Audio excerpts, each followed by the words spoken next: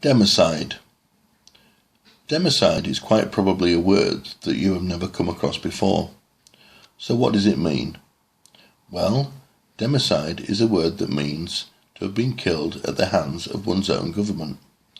Now, you may well be surprised to hear that, according to the historical record, in the 100 years between 1899 and 1999, governments around the world murdered in excess of 260 million of their own citizens. And no, that does not include any of those who were killed in any of the major wars that took place during that said 100-year period. A statistic that actually qualifies governments around the globe to be by far the biggest cause of premature death. So you see, it is actually your government that is by far the biggest threat to your continued state of well-being. I mean, if you use your intelligence for a moment in answering the question I'm about to put to you, you will in fact realize something that most others never do. Here is the question. Who would you say are the greatest enemy of any government? The greatest enemy of any government are in fact the very people it is actually meant to be serving. After all, who are the only group of people who are actually able to hold a government responsible for its actions, if not the very people it is actually meant to be serving? A fact that kind of explains precisely why the British government now employs those who are referred to as spin doctors, a term that actually means professional liars. People who are actually being paid to both deceive and mislead you. With your money, of course, being that your government does not actually have any money of its own. Now, with governments, along with lying to you about almost everything, they also attempt to divert your attention away from their truly disgraceful behaviour by fabricating the existence of other enemies, other individuals or groups, whose very existence is specifically designed to engender fear in the general populace. A fear that the government then again uses to its advantage, by gradually removing your liberties, along with your ability to protect both yourself and your family, a situation that further cements a government's control over its people, all accompanied by the promise of a continued state of security for both you and your family. A state of security which, if you are honest, actually makes you feel insecure, makes you feel vulnerable. So, historically, at what point do governments generally begin to turn on their own people? At what point do governments actually begin attempting to limit the ability of their citizens to meet in large groups, to openly voice their concerns? All for their own protection, you understand. Well, these type of things generally begin to occur in the years leading up to a nation collapsing in a financial sense, in the years shortly before a people eventually end up losing everything as a result of the actions of their government. A financial collapse that usually comes as a shock to most within that nation, due in most part to the fact that many of the relevant facts and figures have actually been deliberately kept away from them by those before mentioned spin doctors. At a time just like now, in fact. I mean, just look around you now. The entire system is completely overloaded with debt. Entire nations are now on the verge of financial ruin.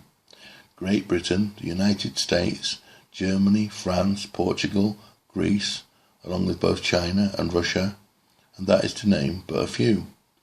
All nations with governments that now need to distract their people before their people eventually begin to turn on them looking for revenge, before their people begin to attempt to hold them responsible for the financial mess these national governments have actually created between them.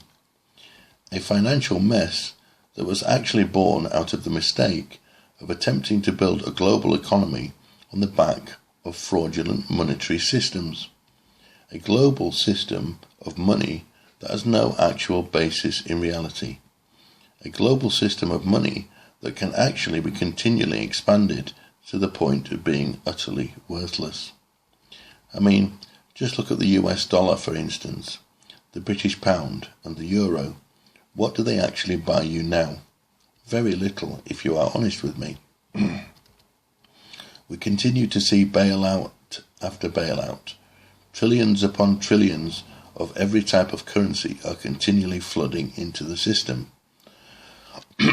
all done under the guise of an ever-changing set of names that are being used to describe the one action, namely money printing. An ever-changing set of names that are again specifically designed to throw the average man off the scent, to keep him blissfully unaware of the reality of the situation. Just look at the facts, for God's sake. Savings now pay virtually nothing at all in the way of interest. In fact, in many nations, you will soon have to pay to keep your money in a bank, what with the advent of negative interest rates. The retirement age continues to creep ever higher. Pensions continue to become ever more worthless. Taxes continue to rise. All facts that are now in turn forcing many of those who were previously lucky enough to have been able to retire to once again begin to have to look for work. I mean, honestly, are these good signs? Do they actually bode well for the future? Of course not. Now, I have another question for you. What do you think your government will do as this situation continues to unfold? Will the men and women that actually constitute your government hold their hands up and say, yes, it is in fact our irresponsibility that has actually resulted in this mess? Will they openly admit to the fact that they have been continually lying to the public? Again, of course not. They will do just as I have stated above. They will again attempt to mislead you, to deliberately deceive you.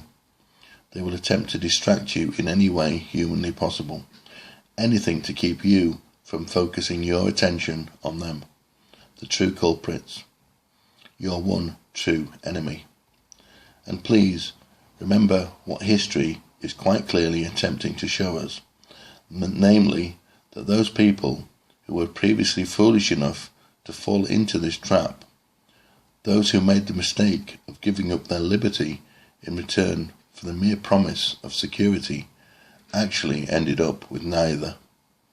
They merely ended up becoming just another one of those individuals who go towards making up that 260 million individual figure that I have stated above.